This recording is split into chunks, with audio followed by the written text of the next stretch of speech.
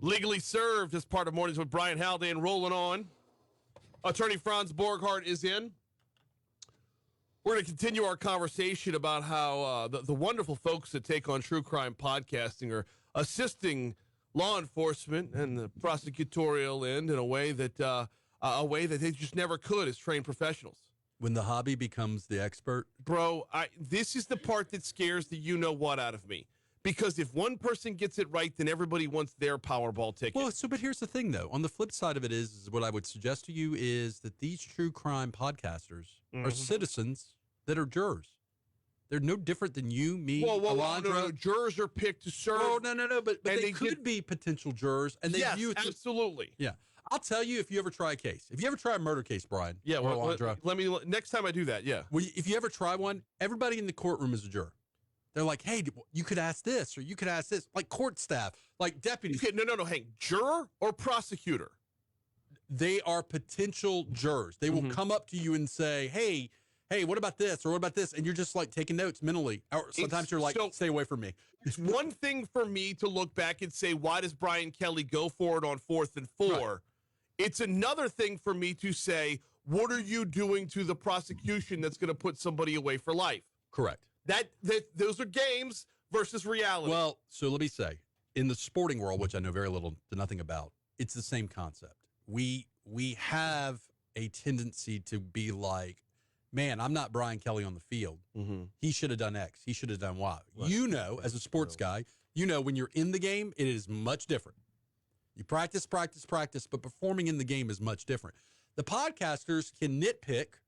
Sure. And say, you didn't do this, or they didn't do this, and why didn't they do this? In a way that when you're in the game, you can't always do. Now, you want me to do that. You want me as a defense attorney to do my job to the utmost, but stuff happens. This will further erode public confidence in any system that we have. Will it? I completely believe that. In this instance, in this case, a guy that maybe didn't commit murder who's been in jail for, 20 years? Yeah. Is not going to be in jail. Has it been that long? He's not going to be in jail anymore. Oh, my word, it has been that long. He's not going to be in jail anymore. Okay. So is that a bad erosion? No. So in this, and that's why I'm saying this is why this particular instance, which works out in the right, is dangerous. Because of this instance, you're going to have thousands of instances from across the country where everybody who believes that they can do it better, and isn't that all of us? Isn't that the way of our society today? We don't listen to doctors. We'll tell you because of a YouTube video what we should be doing medically. Won't the market decide that, though? Won't the market decide whether or not it's going to listen to, say, Brian Haldane or Jada Cody? Or they're going to listen to a podcast for Franz versus a podcast for some, Patty G. Okay, the market decides. But you're bringing up a good point, though. Why would I listen to the Legally Unfiltered podcast with two trained attorneys, right? Two professional attorneys, two damn good attorneys, when I can listen to a guy who has, worked at an insurance agency, but kind of, I dabble in legal a little bit. I think I know as much as these guys.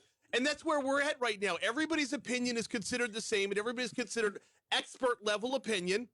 It doesn't matter from a consumer standpoint as long as I get to have my confirmation bias confirmed. As long as I get to say, I'm with that guy. So I would love to be the Anthony Bourdain without the suicide. Oh, the Anthony Bourdain of criminal justice, where I travel around the country talking to interesting people, eating interesting foods, doing cases, analyzing cases, doing commentary. The fact of the matter is to make a living doing that is difficult.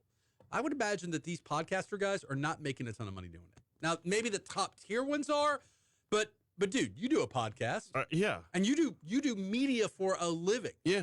A lot of stars have to line up for these guys to make a living. It's hobby work. The podcast world, and we're finding this in real time, which is interesting. And this is a completely separate topic. But the podcast world, in order to be successful, there's a magic trio of combination right there. Between Tribe, between Give a Damn, and the third part is just what goes viral at the moment. It's Joe Rogan. Tribe, Give a Damn, and Lightning in a Bottle. Joe Rogan talks about aliens on some of his podcasts. Talks about sports, aliens. That dude has how many viewers? Millions upon millions. Yeah, no, he's making bank doing that. Yeah, I know. Spotify's paying him. I'm well aware.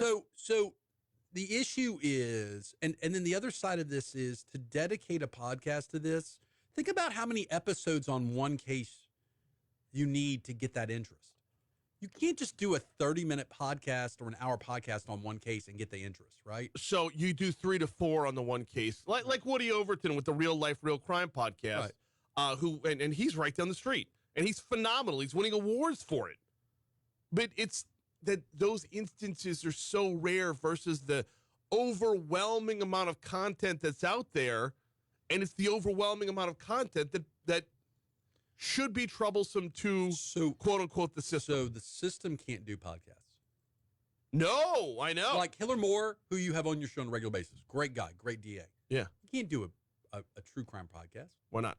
He's an elected official. He'd be talking about cases, presumably the cases he's prosecuting. That's no bueno. You know, judges can't do that. I mean, I do commentary on cases I have nothing to do with for the most part. Occasionally we talk a lot about me. Mm-hmm. You know, whether I'm jet setting, teaching, court TV, lawyering, Borghardt Law Firm, www.borghardtlawfirm.com. But my point is to make a living doing this is difficult. I hear what you're saying, but to some degree, I like the idea of anybody getting a microphone and a board and saying, I want to talk about aviation. I want to talk about true crime. I want to talk about this. And then the market deciding, is this good or not? Wikipedia became better because people did what with Wikipedia? Contributed and then But it was also fact-checked and culled and fact-checked and culled. Like, and Wikipedia's still not 100% right. But that is what our society does now, is they listen, they view, and then they correct. And if you're not on point, you know, you have live streaming viewers right now that are listening, watching, and if you say something that's factually inaccurate, you're going to get held to the mat on it. Every Daily. time I do. Daily. I'm not that wrong. Come on. I seldom am that wrong. I don't think you understand how hard it is to be me. The reason that we're able to do this segment is because I'm able to ask those questions that the layperson would ask, but I have an attorney here that I can ask them too. If I have challenges and follow-ups, I have an attorney here that can rebut. Now, if we remove you from this segment and I just go off on my own, it loses all credibility. Well, I don't think it loses credibility. I think you have something else. And I'll use Richard Condon as an example. Richard, and I'm not ragging on him when I say this, Richard talking about a legal issue, public defender's office and funding, is a different conversation than if you're talking to the chief public defender of the state and you're having a real conversation. One is just commentary, and it can be amusing, it can be ranting, it can be anything. And then the other thing is a conversation that is informative. Conversation has to be more than just an echo chamber, and that's what we get with a lot of these podcasts. That's where a lot of this content goes. We're coming back. We're going to come back. We're going to continue the conversation on our Facebook live feed in the meanwhile, which, by the way, yes, we're back on Facebook. So if you were looking for us on YouTube, please move back over there. Talk 1073 on Facebook is where you're going to want to follow us. And we're going to break. We're going to check traffic. We're going to check your money now. Coming back, we've got one more segment to go of Legally Served with attorney Franz Borghardt as part of Mornings with Brian Haldane. We do it every Wednesday. We'll catch you on the flip side of this break on Talk 1073 FM. The other side of it is, what I find interesting in the criminal justice system and what viewers would find interesting. They're two differing things. Totally. Take, for example, NBA Youngboy. I thought the not guilty verdict in California with the McNassa, Gill and Knipe law firm was incredibly interesting. Richard Sprinkle and I did a podcast we don't do a lot of podcasts in these days, but we did one specifically with those attorneys because I wanted to hear about what happened there from them. And Who'd you have? I had Andre Belanger and James Manasseh, Jimmy. I thought that was one of the most interesting episodes we'd ever done. Now, the viewership on that, I didn't look at the statistics, probably not the same. Now, if I had Lil Boosie on, right, you had the attorneys on, not the accused. Yeah, you had the attorneys on, not the armchair quarterback. Right, and that's walking that world in between sports and real life is where I keep running into the problem here. Because when it comes to sports and sports commentary, Charles Hannegriff doing a post-game show, taking calls that are dumb as can be, and you know going in they're going to be stupid. Caller-driven sports radio, you always get the lowest rung of feedback. Every once in a while, there's a gem, right? Mm-hmm. But most of it is just not worth giving credence. If you move that over to the world where people could be convicted for life, and here's the part where it gets scary. Adnan Syed, okay, he is not vindicated. What's the word? Exonerated. Exonerated. I've never done 20 years in incarceration for a crime I didn't do. But he's exonerated. What happens when instead of the narrative being let's find this guy innocent, the narrative becomes let's find somebody else who we think is guilty and start walking down that path? Well, now we've got and this is where I wanted to take the conversation in the last segment and I didn't get there. But if you're a victim's family, do you want the wrong guy doing 20 years in jail? If I'm a victim's family, do I want the wrong guy hunted down in the future too? Well, no. You want the right guy. Okay, so if you can keep serial podcasts to an exoneration podcast, which there's plenty of, there's Innocence Project out there. There's a million different venues for exonerating the wrongfully charged and wrongfully convicted. Once again, I've never done 20 years in jail for a crime I didn't commit. So if I'm Ahmad, I think this podcast is beautiful. Thank God that this podcast saved me from doing another day in jail I didn't have to do.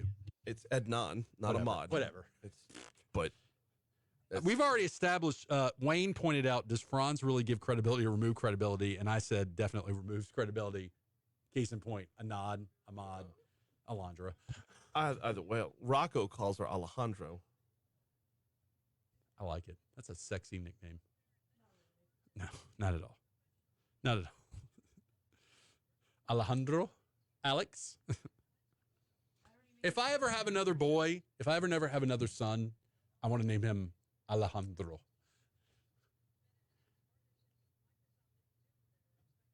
Or Wayne. Bruce. God, if you name a kid Bruce Wayne and then the last name, you're setting him up for a beat down on the schoolyard. or setting yourself up to be murdered. I don't want to be Bruce Wayne's parents.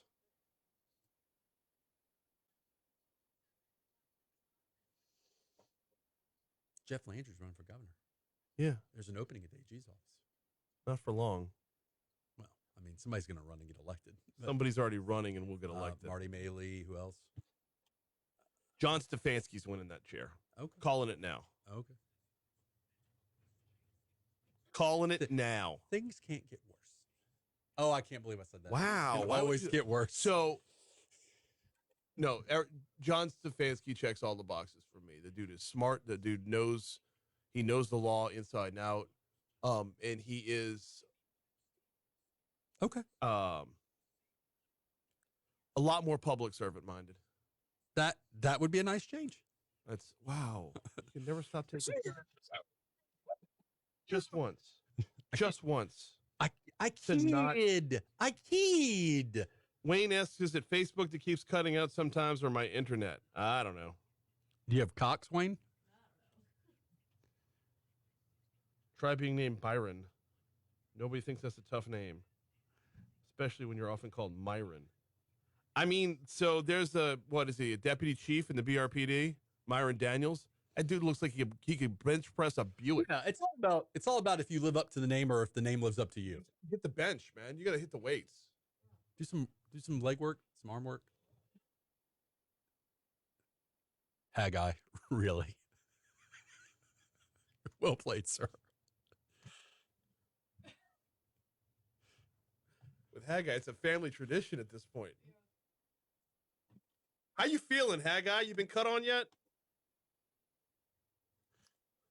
Oh.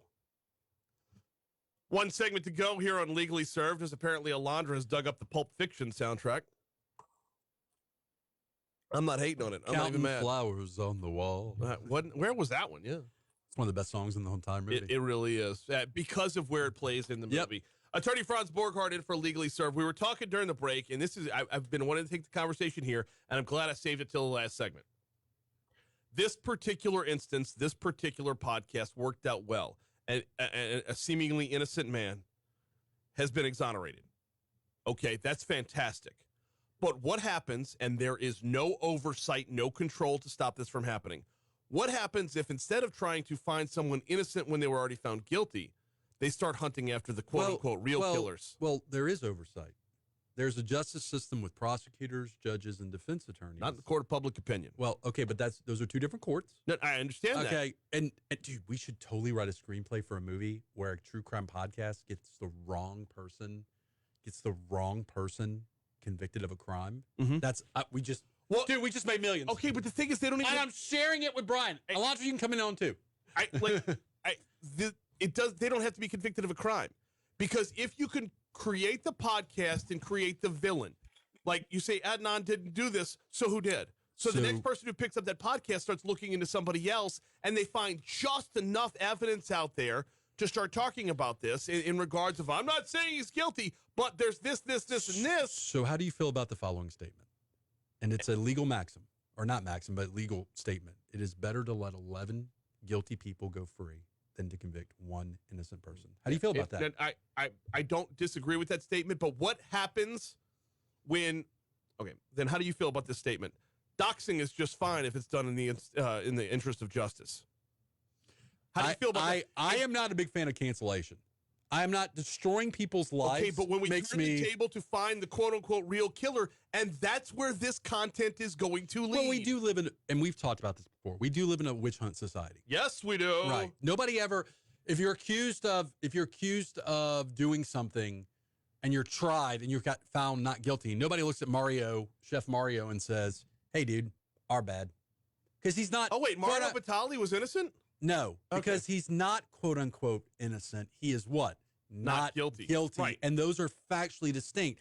This dude that we talked about in the first segment, right? He was exonerated, which means innocence. Yes. He didn't do the crime. But move past that to the next podcast, the next brand of content that says he didn't do it. Now let's go find who is. And that's where, and don't think for a second that this nation and the populace of this nation isn't above donning animal pelts and raiding the Capitol because they believe an injustice was done.